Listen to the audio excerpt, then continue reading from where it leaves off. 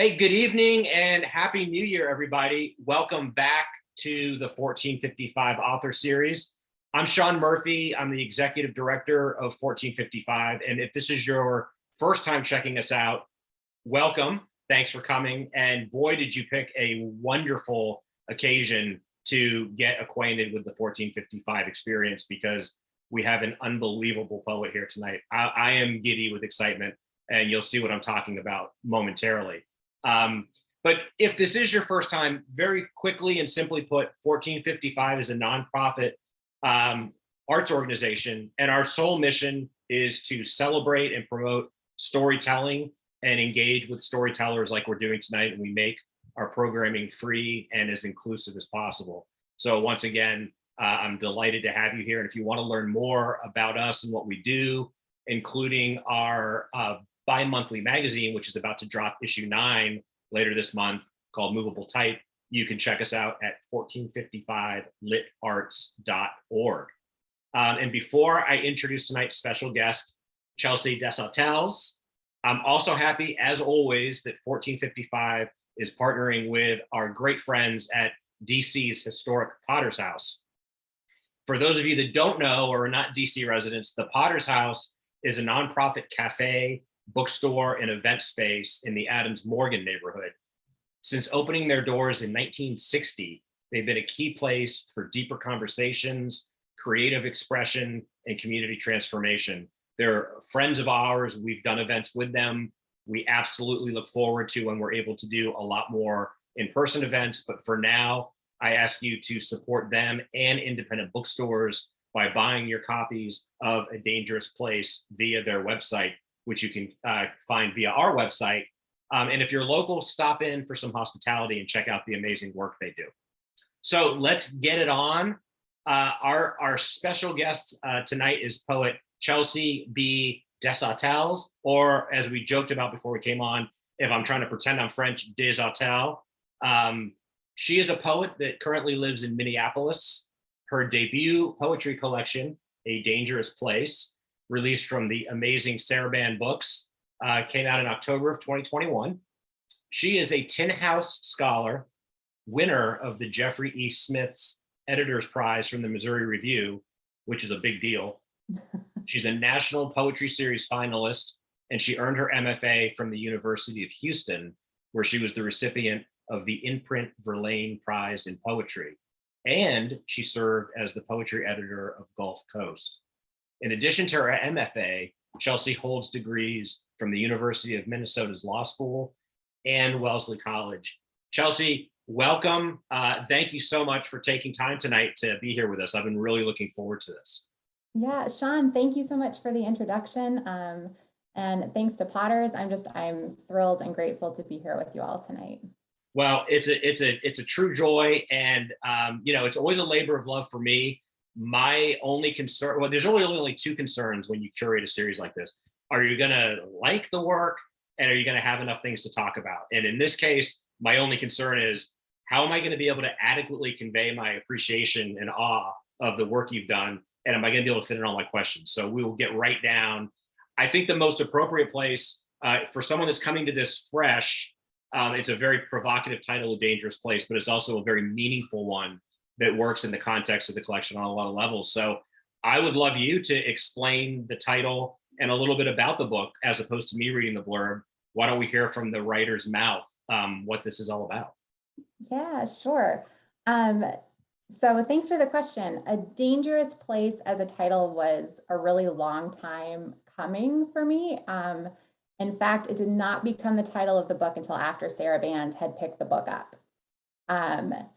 So it went through a ton of different titles as the manuscript changed, and as sort of my idea of what the manuscript should be about, was about, changed.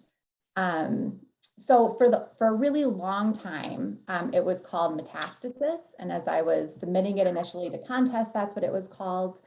And I didn't love it because it's not a beautiful word.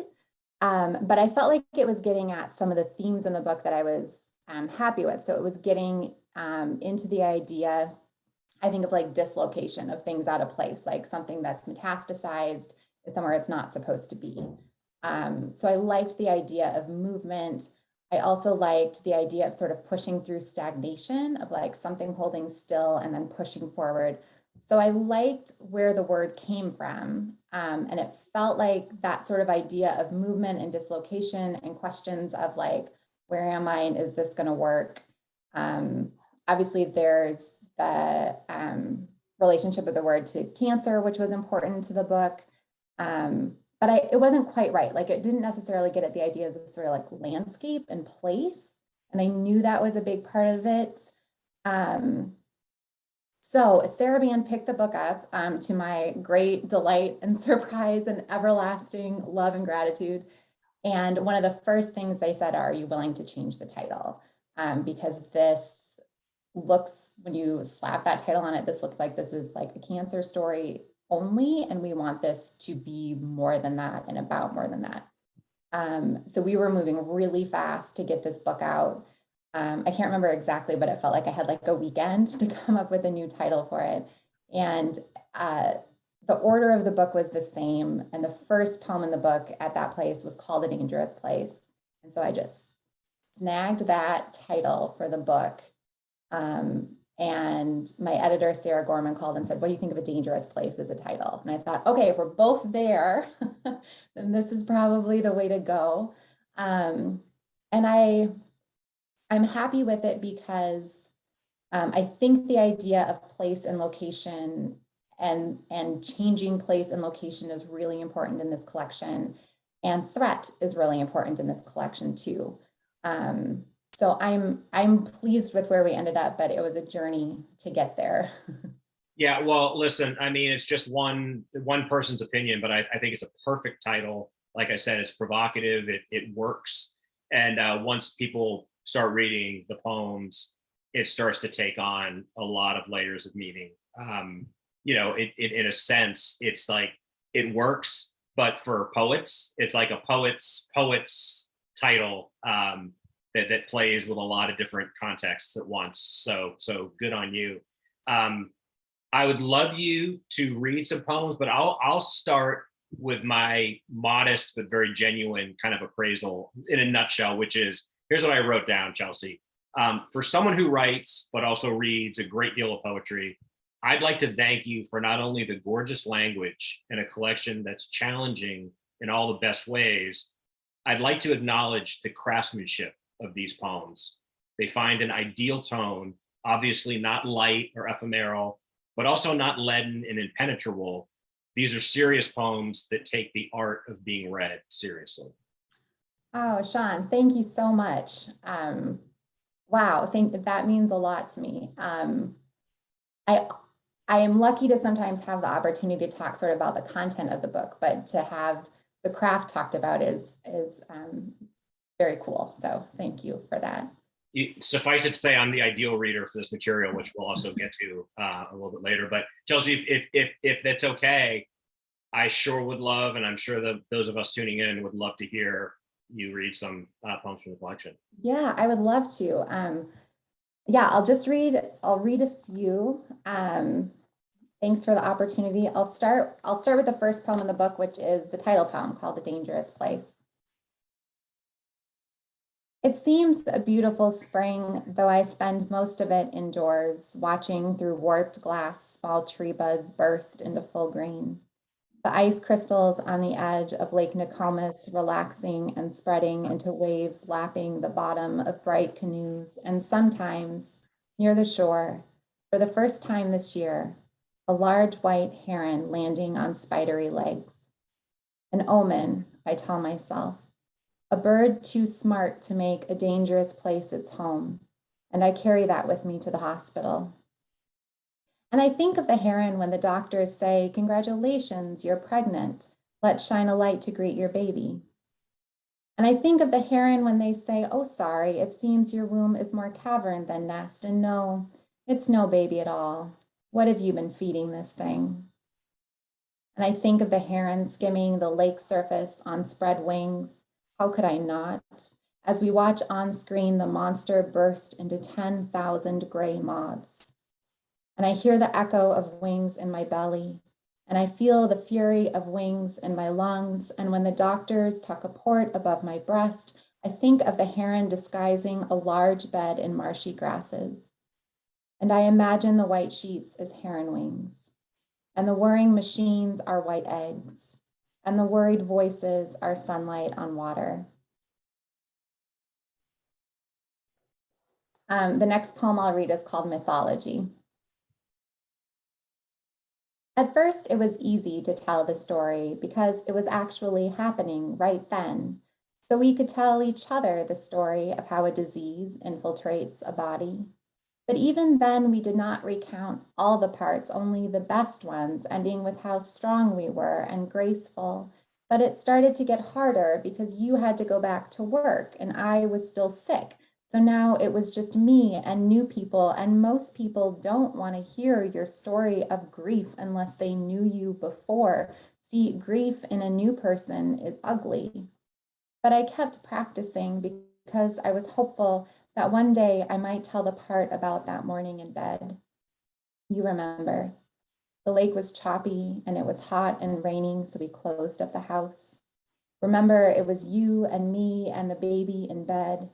She was hungry and I had to roll away, and then we were crying because we knew it was beyond the point, whether we were strong or graceful, and you were crying too. And in fact, I'm still trying to tell that story, or at least write it down, but I end up talking instead about food and baby formula and freezers of breast milk from strangers and how to arrange the bags precisely so the milk doesn't sour. And of course, I always mention gratitude because people like that ending. I'll just read a couple more. Please. This is a very short one, and it's one of my favorites to read aloud. It's called Covenant. One morning, all the nuns in the convent started meowing, mewing and purring until even the holy roof above them arched and curled, a feverish chorus slinking around the Christ figure's legs. Then it ended. The nuns gathered for dinner in silence. But the meowing had been unbearable to the townsmen.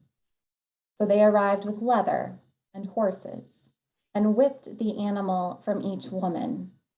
And that's the thing about marriage. You take a vow, you give up your animal. And I'll just read one more, is that okay? Absolutely. Read as many as you'd like. This is called To My Daughter in Springtime. If you ever catch a mayfly by the kitchen sink, break its legs to pieces, feel a little glory in the killing, though it was accidental. If you ever eat all the honey we bought to trap raccoons, lick the salt block on the tree stump, pull apart a green branch just to see what it looks like inside. If you ever stick a piece of trash in a prairie dog hole, curious whether the animal can still breathe down there, or watch a trout squirm and kick on the creek gravel gasping, even if you unravel every thread of yarn in the bird nest I showed you yesterday, and even if the little blue eggs fall through their ruined home toward a concrete driveway covered in chalk rainbows, I want you to know none of us knows what to do with wonder. Not one of us knows how to love the world. I'll stop there for now. Well, that's a good early mic drop.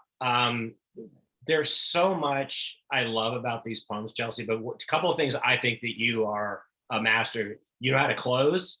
Some of the, well, not even some, many of the closing lines of these are such mic drop moments that I just want to high five you for that. On a nerd level, just totally works for me. And I just think from the poems you read, it signals, for someone that's just hearing these, or as I experienced when I read the first time through the collection, I mean, it's very clear immediately, never mind the subject matter, right? When the C word comes up, like shit gets real. But in terms of the tone, like this is serious work. But it's immediately clear that, like I said earlier, it's not going to be heavy for heavy's sake. It's not going to play for sympathy, or it's not going to patronize the reader. And the reason I think this is such mature work, again, this is just my humble opinion, but I would say that when you turn to surrealism, it works. And when you're being literal, it works. And when you're evoking nature and relationships, it works. And you just seamlessly weaving these different kind of, I'd say, strategies for getting these messages across. And then the imagery is just so striking. And speaking of a dangerous place, this imagery is coming from inner space, is coming from the natural world. But I think my favorite thing that you really do in this collection, Chelsea, is there's this wonderful tension throughout of an examination or even kind of an interrogation of the body, the female body, the healthy body, the pregnant body, the sick body, the recovered body. Obviously that was intentional, but maybe if you care to talk a little bit about how the body, functions as a leitmotif in this work. Yeah, absolutely. I think that's a really important question because I think the body was my initial way into poetry. I think even before, I think I'm telling the truth about this. I think even before sort of nature and natural images, it was the body. And that's because I was beginning to realize in my own personal life that the body was the site, because of my own experience, of like everything, like the act of giving birth also led to cancer and chemotherapy, and they were all the same. They were all intertwined. It was all the same growth in my body was doing both of these things. So there was this sort of recognition that maybe I was naive not to have before, but that like these things just go hand in hand, right? Like giving birth and new love and joy and all of that is also simultaneously occurring at the time of like potential annihilation, and that they were one and the same. So I think, I don't know if this is going to exactly answer your question, but for me as a person, that realization was really important because it helped me understand the complexity of what I was trying to write about, that I wanted some of that to be happening at the same time in the poems. So with the sort of the physical body in mind, gave me really a jumping off point, but I didn't want to spend every poem there, right? So then you sort of start looking up from your body and looking around and trying to figure out like, how else am I going to make sense of what's going on? Do I see this replicated in other places? So I think it was the site of the beginning of the collection, but hopefully doesn't just stay there. I don't know. Does that answer your question at all? Yeah, no, I mean, it totally does. And I think, I personally have not experienced cancer, but it's touched my family very closely. And so one way I would deign to try to explain to someone that hasn't had experiences, it's a real intrusion, right? Like for someone's body, it's a violation of a healthy body. And so how can we not talk about the body when we're talking about what happens, right? Because there's a action and then a reaction. And as you just said, from a poetic, aesthetic sense, to my thinking, you spend just enough time making it very clear what the stakes are and speaking your truth, but looking outside yourself, which to me, again, grants the poems even more power and authority, as opposed to staying where every poet or any individual would have every right to describe their experience any way they want. For this stuff to really resonate, and that's the reason I called it mature poetry. I think it's coming from a mature sensibility to understand how powerful art works. I think the word stakes is really important too, that you just said. I think, I don't know if it would be the same in future collections. I don't think it's necessarily working exactly the same in the poems I'm writing now, but the body is always sort of providing the stakes in the poem, right? So you can go other places, you can look at other things, you can turn away from it for a while. But if a poem in sort of this collection, which is sort of focused on a particular experience, if it's going to have stakes, then I think the physical body has to be a part of it. Yeah. So we're going to get to your extraordinary kind of invocation throughout of nature and the natural world, but I want to, not for the first time tonight, read a line of yours to you and get a reaction or some insight, because there's a surprising and to me even devastating observation at one point, where you write, you'd think almost dying would make every moment count. It doesn't. Talk a little bit, if you wish, about where a line like that comes from. Yeah. Um, so one of the things that I was contemplating as I was writing at least some of the early poems in this book is the stories that we sort of tell ourselves to make it through a tough time, right? And maybe even more specifically, the stories that we tell other people when we're in a rough moment, right? And I don't want to hate on those. I think that they can be important and they can be true or partially true, but I had this idea that if you go through a terrible experience, then you're supposed to come out a better person, right? That's sort of like our narrative around that. And I kept asking myself, shit, what if you're not? Like, what if you're just like, what if you do not progress as a human through, whatever it is you're going through? And what does that mean? And if you're going to go through it, shouldn't you try to find a way to make the experience worthwhile? So for that line in particular, I remember writing that poem. We had just moved back to Minneapolis. And it was one of those moments in drafting where you're just like reaching for something and you're trying to make something happen in the poem and nothing's really coming of it. And maybe you're reaching too far. Maybe you're trying to say something a little profound. Maybe you're trying to make more of whatever images you've put in the poem than there is actually to be made of it. And so I think that's where that line came from, is just feeling myself reach and then feeling like that reaching for whatever that moment in the poem was not authentic, and just trying to say straight out what it was that was actually happening in the moment. Yeah, well, and certainly these poems are very honest, as any successful piece of art has to be. And I love that you bring up the notion of narratives, and of course, how even from the person providing the narrative, it's complex. What are the motivations of narrative? What are our kind of cultural imperatives that inform how we receive or tell narrative? So I appreciate, especially when it comes to cancer, like I want to give the right person credit, although maybe it's been said by multiple people, but somebody, it stuck with me that someone talks about, why do we always talk about like the battle with cancer, as if like if you don't win, you either weren't trying hard enough, or like, and I love that, like the notion of like the martial, like now it's time to battle, and are you up for the challenge? And it's like, just like any illness or any circumstance, there's myriad ways that these things can impact a life, and one's attitude might have very little to do. It can have a lot to do with one's circumstance or one's support network and all that kind of stuff. But just the notion of narrative, even as it relates to, health and illness, and how we fight it and how we talk about it. And the fact that, and I don't want to put words in your mouth, but I think what you're saying is sometimes even we censor ourselves because we know what the person hearing our story needs to hear to be reassured. It's very complicated.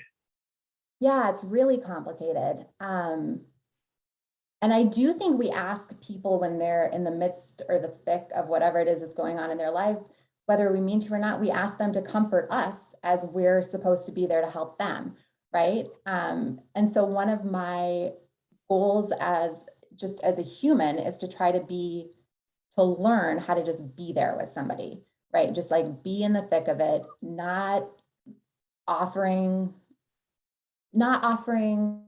anything I can, but just to be a companion, right? Just to like be there and look at things honestly and be a friend. And I think, if I have dreams for the collection, one of them is that it can maybe do that for somebody every once in a while, is just sort of sit with them in the hard moment.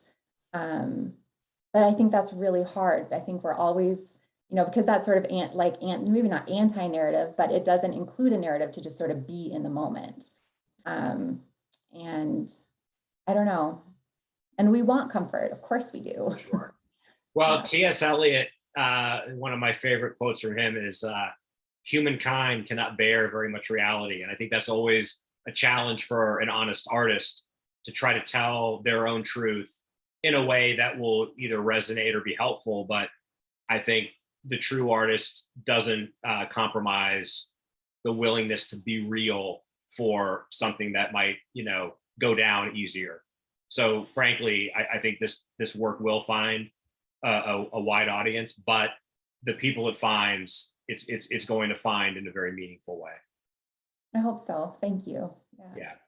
Okay, so I'll only do this one more time. I'm going to read another line to you, but I think I would never fall into the trap of saying if there's one line that's summarized, because that's it's a very reductive way to try to approach a really rich collection. But as a leitmotif for sickness and grief, and again, for me personally, something that I could relate to, there's a line, when my anxiety is high, I screech, you're not loving me right at the people I love most.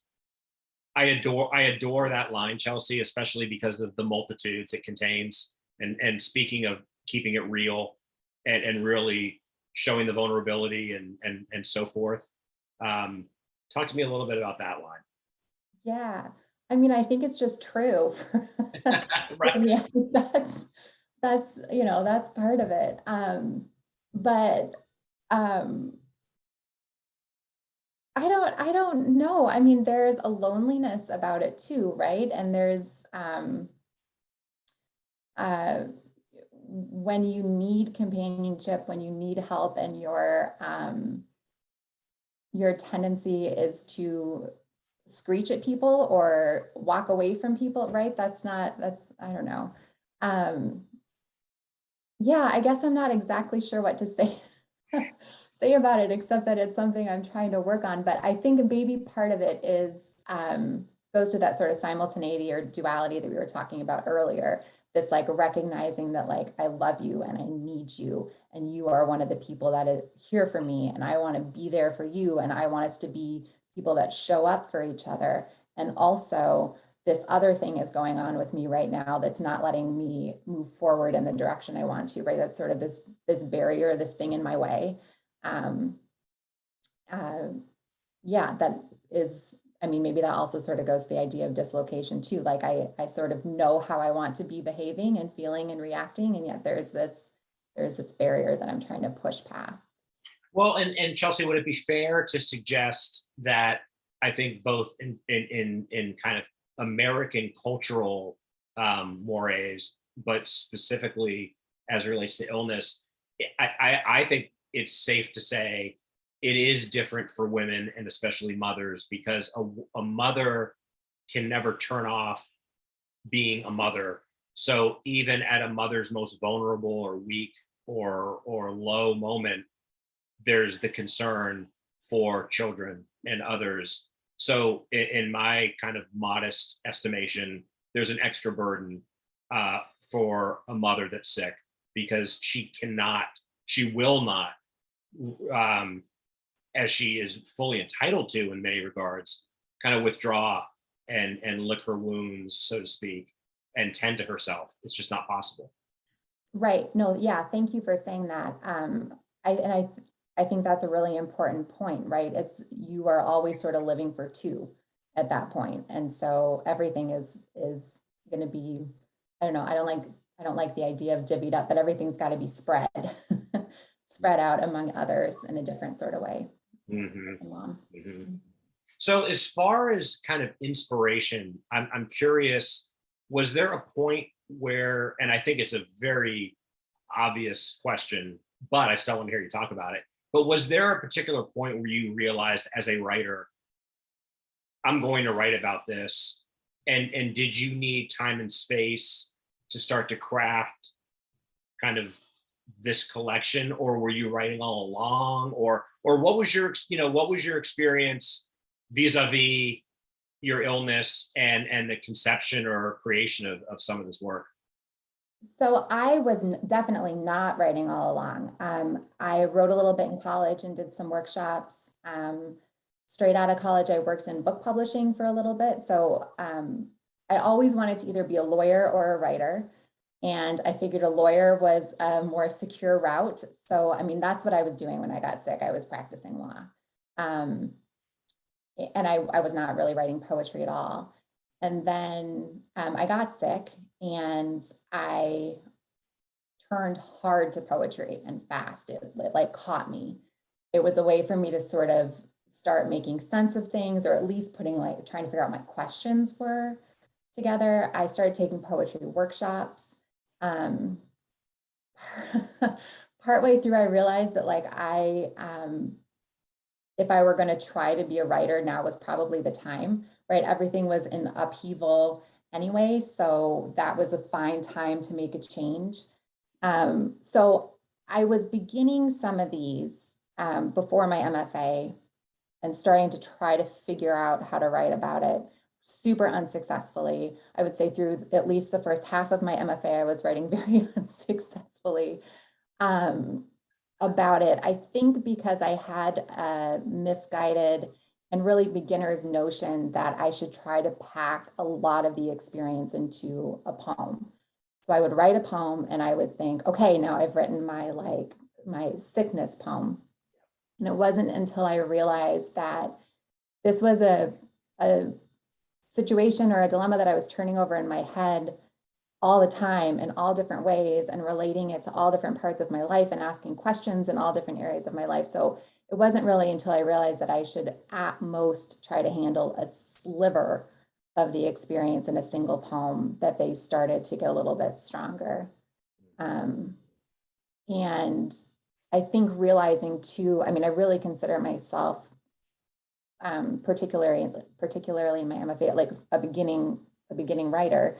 Once I realized too how to layer things in, how to bring the outside world into the poem, how to look up from the situation, how, you know, once that became a little bit more available to me and my skill set, then I started to understand how these poems might relate to each other, how they might speak to each other, how they might build eventually into a collection. But for a long time, I was just writing poem by poem. You know, I didn't know if anything would come of it.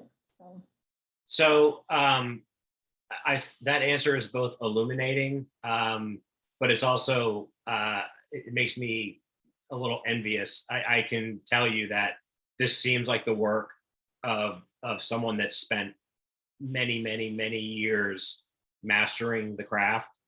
So the fact that you apparently were a pretty quick learner, and to go from apprenticeship to mastery, I think you have achieved that. So wow. Thank you. I'd say I feel a long ways away from mastery, but you know, I think because I was going into the MFA after another career too, right? Like I was married, I had a kid. I'd been through I've been through law school, so I'd sort of been through a graduate school before. And I knew it was weird and lucky that I was there and taking 3 years off of life to do it. And I just wanted to, I mean, I had such a high learning curve and I just wanted to go as fast as I could. You know, I felt so far behind the 8 ball. Yeah. So probably an impossible question to answer, Chelsea, but what do you think was different about getting an MFA later in life than, say, if you had gotten it for whatever reason, you know, a decade or more earlier? Yeah. I'll say that this is just for me. I mean, I know there are people who go into an MFA really young and are writing dynamite work. Absolutely. Yeah. You know, like really mature, really incredible stuff that I learn from all the time. For me and just the way I work, I don't think I would have had any confidence. Not that I had any confidence when I started the MFA, but I at least felt like I had something I wanted to say. I didn't know exactly what it was, but I sort of trusted that once I figured out how to write a poem, there was going to be something to put in the poem. And I think if I'd done my MFA earlier, I wouldn't have known why I was there. And I don't know that I would have felt like that I had any substance to put in any poem. I don't know. But, and I know that's so far from true for so many people, but I think they would have been really overreaching and overwritten poems. So, I think one of the reasons that I really like these poems really resonated with me, as a writer and reader of a certain age, is and you tell me, 'cause I certainly don't want to put words in your mouth, but these clearly are written by someone that has experienced the world, and I don't mean that in any kind of like a younger person couldn't have written these, because I agree with you. We are consistently astonished by the talent. I mean, and that's a changeless phenomenon. That's always the case in music and in poetry. But and this will bring us into an overdue acknowledgement of the way you place nature, and for lack of a better word, the real world, or the world, outer world, so evocatively and brilliantly throughout these. But reading this poetry, if I knew nothing about you, it's very apparent. Like, this is someone that's lived. Like, this is someone that has seen fish or caught fish. Someone that's bled. Someone that's been dirty.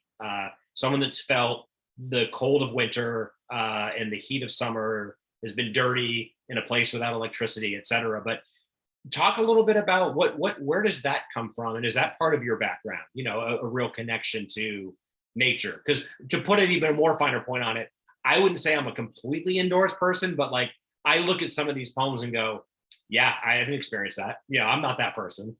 So I definitely admire that. Yeah. Um, yeah, I think, I was really lucky. Well, it's sort of a blessing and a curse, but we moved a lot when I was a kid. I mean, by the time I graduated high school, I'd been in something like 8 schools or something like that. So I'd often in the north. So we lived mostly in sort of Michigan, Montana, South Dakota. So we lived in these sort of northern places. But I was learning pretty quickly, I think, as a kid, how to make a new place feel like home as quickly as I could, right? And one of the ways I was doing that was spending time outside, right? And just sort of trying to pay attention to where I was. Also, I honestly think this has a big impact on my writing. In the Black Hills, where generations of my family have lived, when my grandfather was like 2 or 3, his parents built a cabin out there by hand. So it does not have running water. It has electricity. And it's a place that we have visited all frequently. I mean, often more than once a year since I was a baby. And I take, my husband and our daughter go out there once or twice a year. So it's this, despite all this moving around, there's this place that I continue to go back to. And as I'm writing these poems, I can call specific hillsides to mind. We know that area so well because we've spent so much time there. And I am really deeply grateful for being part of a family that sort of taught and encouraged that attention to nature and wonder. And I think that that's been really important to my writing. When I didn't write about the Black Hills for a long time. It's sort of where I consider home, more or less. It's where I lived the longest until Minnesota. But when I started writing about the Black Hills, because it was a place I knew so well, I felt like my writing just like opened up. Like all of a sudden I was like, oh my gosh, there's all this new material and ways I can think about landscapes and psychology and landscapes. And once I learned how to do that with the Black Hills, I started trying it with Texas and with Minnesota. And but I think I cut my teeth on it with a place I feel like I know well and really love. Mm-hmm. So, I mean, they're throughout. I mean, even in the poems you've already read, right? We're seeing, herons and a real kind of outward glance, like literally outside the window. I'm delighted that you specifically name checked Black Hills, which of course is resurfaces in the collection. But the poem Black Hills, I think, is a tour de force, and I'm curious if you'd be willing to read that for us. Oh yeah, I would love to. I never do because it's kind of longer. It is longer, and what I Yeah. had done, Chelsea, is I had actually, there's 3 lines. In fact, just to set the, I'm just so I can fanboy a little bit. my initial question was just talking about a couple of lines, but I would love you to just read the poem. Yeah, Um, absolutely. but one I've understood twice when to love someone back. Once it was not too late. Unbelievable, unbelievable brilliance. But yeah, I'm not going to step on it. Why don't you read the poem and then we'll talk about Yeah, thank you. I just have to find it. it. There we go. Okay. Okay. Okay. Black Hills 1.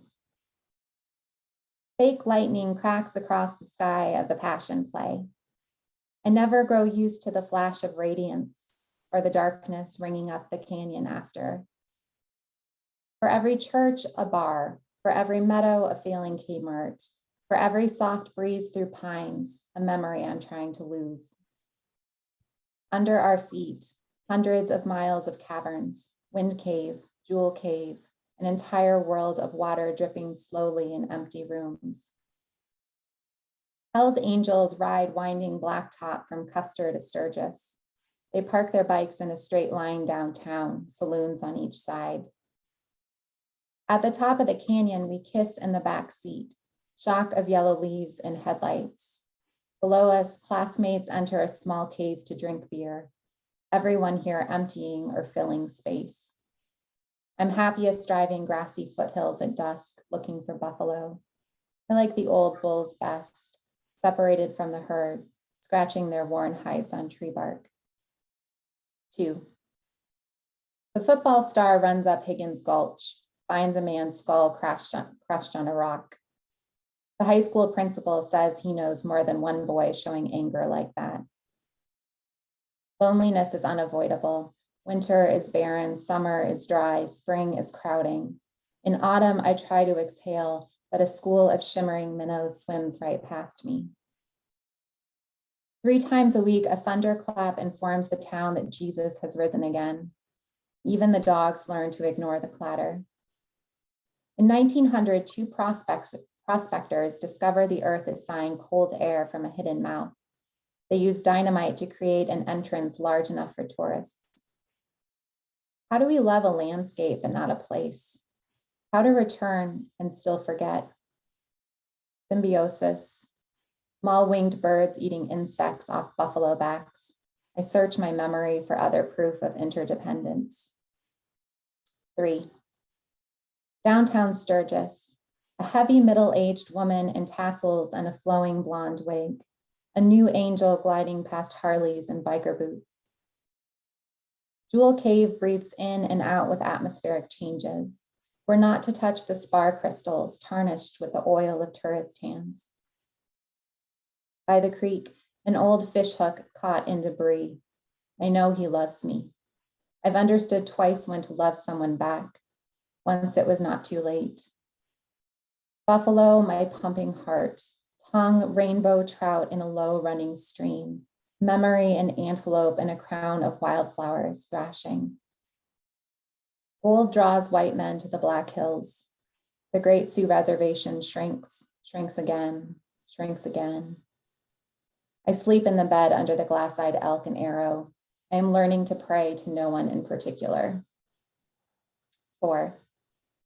Consider the view from a girl's perspective. A leather-skinned biker with pierced nipples. Through each ring, a heavy chain. Ahead of her, a man, a beer, the end of the leash. In the car, he wants to know what makes me feel good. I tell him honestly, I have no idea. Vendors sell tourists smoothed quartz and tickets to pan for fool's gold. I find mica in the gravel 2-track, peel each layer into translucence.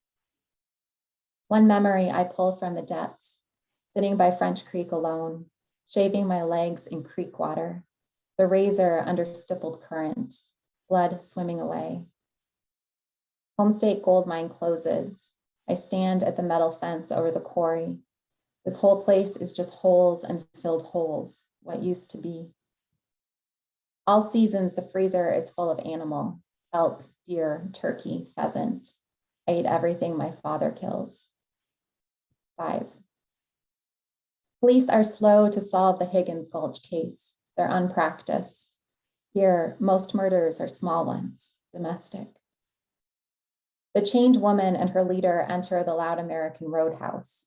She tries to dance to the Garth Brooks cover band, writhing in little jerks. French Creek, my veins, Jewel Cave, my mouth, Needles Highway, a mother's outstretched hand reaching. Dirt, red as my hair, stretches toward God. I hold service in the woods while vultures swarm overhead. Black Hill's gold is pink and green and cast in small rosettes. We wear it in our ears, around our necks. Above the quarry, stars move in and out of clouds like memories briefly caught and released, like trout too small to eat. I mean, wow. I want to like spend the next hour talking to you about this poem in particular.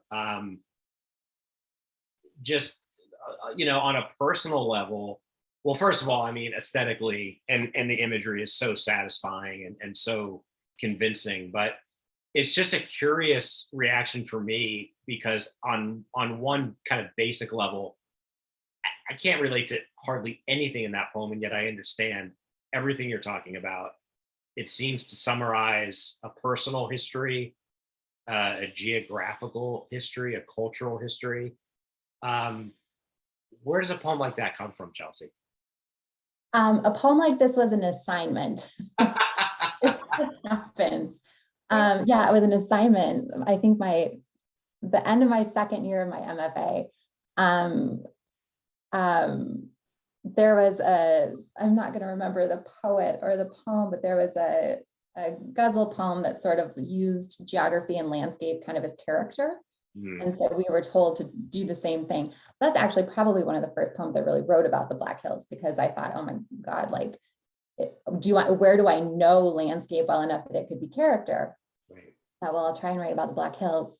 But the reason I'm so glad you asked me to read it is it was such a pleasure to write. Like, it was one of the most fun poems in the book. I went to a coffee shop at like 5:30 before the sun was up, and I just wrote couplet after couplet after couplet, and didn't, and then sat down and sort of pieced them together and tried to find where, like, what the themes were, and maybe divvy those up among the sections a little bit. But it was just so fun. It was so different from any of the other writing that I was doing. And yeah, I really loved writing that poem. I mean, on one hand, I can appreciate that it's a data dump of sorts, but it's so meticulously crafted. So it was a pleasure to write. I get that. Did it come together fairly quickly, or was this, an act of considerable revision and kind of shuffling around? Yeah, I mean, considerable revision. I think I probably had 2 to 3 times the number of couplets that ultimately ended up in the poem. So the first thing was just going through, printing them all off and trying to figure out which ones were strong enough to start playing with and which ones weren't. And then, like I said, trying to figure out if there were echoes happening within the ones that, I was like, the lawyer in me still exists, right? So I was like highlighting and color coding as I was going through them, Yep. Yep.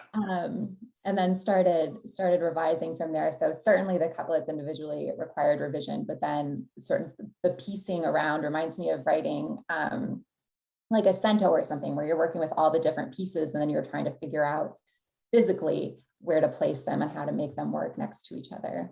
Yeah. So the other 2 lines I'd written down that I just want to read to you in awe is, everyone here is emptying or filling space. And Chelsea, I mean, 3 times a week, a thunderclap informs the town that Jesus has risen again. Even the dogs learn to ignore the clatter. Well, thank you. So how did that line, and I know, I write, sometimes we don't know, but was there something that inspired that particular, because that line, when I read that, like, I think I might have actually audibly, like, celebrated my joy.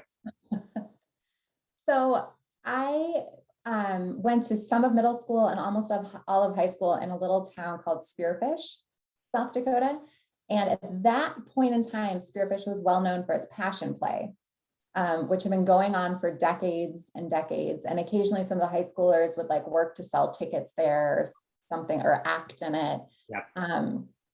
And so there was it's a small town and there's kind of like a canyon, like a valley in the town. And so the passion play was up on one hill and our house was kind of across the way up on the other. So, I mean, truly you would hear the passion play all through the summer. And there was this like fiery moment in it where there was like this big noise and a fake lightning and you could hear it every night and it set it set the animals off. But I mean, it was such an interesting and strange backdrop to like a high schooler's summer, this like passion play that would be going on in the evenings so regularly that you could like set your clock by it, by what you were hearing and when the songs were starting. And so I think the key takeaway, right, is that any worthwhile writer learns to recognize that everything's material. Anything, depending on how it's looked at, can serve as symbol or metaphor. But let's face it, a life rich with experience is better fodder for poetry. So I think it's a combination of good fortune that you've had this kind of varied, peripatetic existence, but you've also been able to mine, these images and these sensations, both again, inner space and the world around you. Poetry is about excavation, right? At a certain point. yeah, 100%, especially in a poem where as you're writing it, you're sort of back in a younger, older version of yourself, right? Then what comes to you is really surprising. Yeah. Details that you end up remembering. It's funny, Chelsea, because on one hand, right, one of the things I really admire about this collection is it's a very clear-eyed, heartfelt, soulful, examination of illness and cancer and the before, during, and after. But honestly, like, having read it more than twice, having spent time with these poems, it's much more than that. And I mean, right, of course, and that's a compliment. But my takeaway is not like I wouldn't, my blurb for this book wouldn't be, a devastating and penetrating look at cancer and survival. It's like, it's really transcends that and is a real kind of examination of our relationship with the earth and at different points in our life when we're healthy or young or whatever, a mother, about to be a mother, etc. But it's constantly aware of the interaction between, the environment and what's going on inside us. Thank you for that so much. That means so much to me. Because what I'm hoping when I'm putting a book together like this is not that it tells just a story, but that it's looking at the questions that story raises and trying to look at those questions in different contexts and in different ways. So I really appreciate that. Well, I mean, thank you. I appreciate having the opportunity to make that humble observation. So here's an obvious question from a fan. Obviously this topic and these themes are inexhaustible, but inquiring minds are dying to know. So are you continuing to mine some of this thematic material? Are you working on something now that is completely different, a little bit of both? Yeah, so partly I don't know what is what's happening. I will say that I am mining some of this material, but in essay form. I'm trying to, there are parts of it that I would still like to explore and talk about. And so I'm trying to do that in a different genre and see if maybe that's fruitful. A lot of the poems I'm writing now are, I'm trying to figure out the best way to say it. One, I mean, they're about love. They're about, do we love each other well? Can we love each other better? Am I good or bad at loving? Like, is there a way to know that? Can I improve? Is that even a worthwhile question to ask?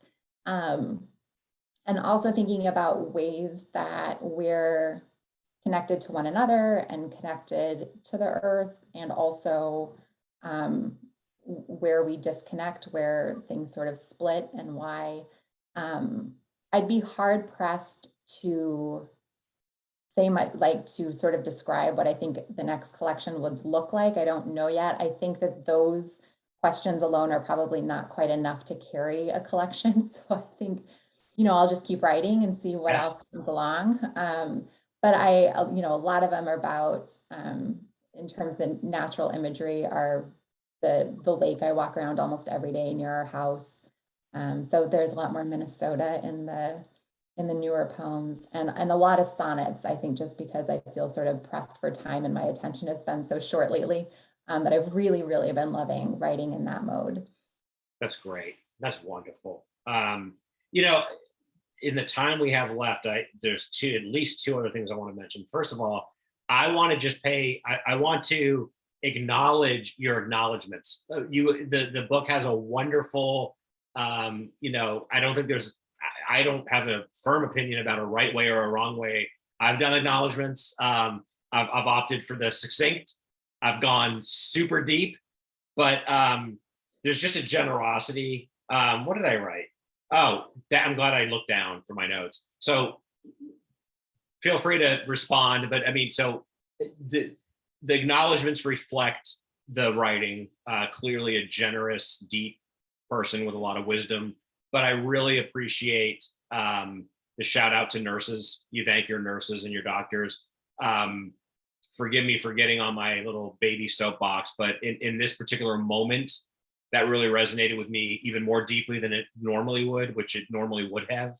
But in a moment in I think our cultural history, where nurses are overworked, unthanked, and being asked to do even more heroic lifts, any opportunity to recognize that work and thank them is welcome. So I thank you for doing that. And clearly that's coming from a very meaningful personal place. Yeah, I could not agree more. Obviously all of this occurred long before the pandemic, and was really my biggest and first interaction with hospital staff and in a hospital, that sort of way. And we were talking earlier about people who can sort of hang when you're in a tough time. That's a nurse. I mean, they are so good at being there with you and not trivializing anything, not sentimentalizing anything, nothing false is coming from them, but they also are just in it with you. And I admire and have so much respect and gratitude for nurses everywhere, and particularly for the nurses I had. I mean, they got me through. They were incredible. Yeah. Well, Percy Bysshe Shelley famously said poets are the unacknowledged legislators of the world. I think nurses are the unacknowledged angels that do all the dirty work with so little credit, but they do it because they love it and they change lives. Chelsea, I would love to end our time on another poem, because what better way? I'd rather say less and hear more. I had written in my notes, City Lake seems to me a perfect poem. That is the comment. Would you be willing to read that for your humble interviewer? I would love to. This actually is about the lake, just a few blocks from here, so it's perfect. City Lake. Almost dusk. Fishermen packing up their bait. A small girl singing, "There's nothing in here, nothing in here," casting a yellow pole, glancing at her father. What is it they say about mercy? 5 summers ago, this lake took a child's life. 4 summers ago, it saved mine, the way the willows stretch toward the water but never kiss it. How people laugh as they walk the concrete path or really have it out with someone they love. One spring, the path teemed with baby frogs, so many flattened, so many jumping. I didn't know a damn thing then. I thought I was waiting for something to happen. I stepped carefully over the dead frogs and around the live ones. What was I waiting for? Frogs to rain from the sky, a great love. The little girl spies a perch just outside her rod's reach. She wants to wade in. She won't catch the fish, and even if she does, it might be full of mercury. Still, I want her to roll up her jeans and step into the water. Tell her it's mercy, not mud, filling each impression her feet make. I'm not saying she should be grateful to be alive. I'm saying mercy is a big, dark lake we're all swimming in. Uh, well, Chelsea, listen, I mean, I think I have, well, I don't think I've adequately conveyed, but I've attempted to express my real appreciation and admiration for this work. But I really do want to thank you for being here, for sharing your work. And gosh, I'm definitely a better reader and a better writer for having read this. So what a gift you've given to the world. And in times where we all need to be kinder and we all need to be more cognizant of other people's struggles, this is a real antidote for apathy and closed-mindedness. So profound gratitude to you for this work. Thank you. It's just a gift and a treat to be here and to get to talk with you and to have my work read by you, and to have such careful consideration is really a treat and a rarity. And I am so glad that we got to be together tonight.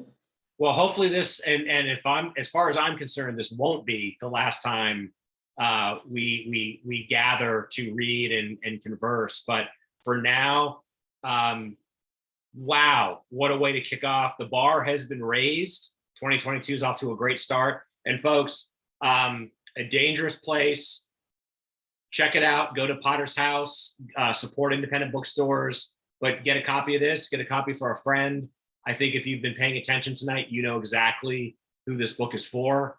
The easy answer is everyone, but the real specific answer is, sensitive people that are going to be receptive to this work.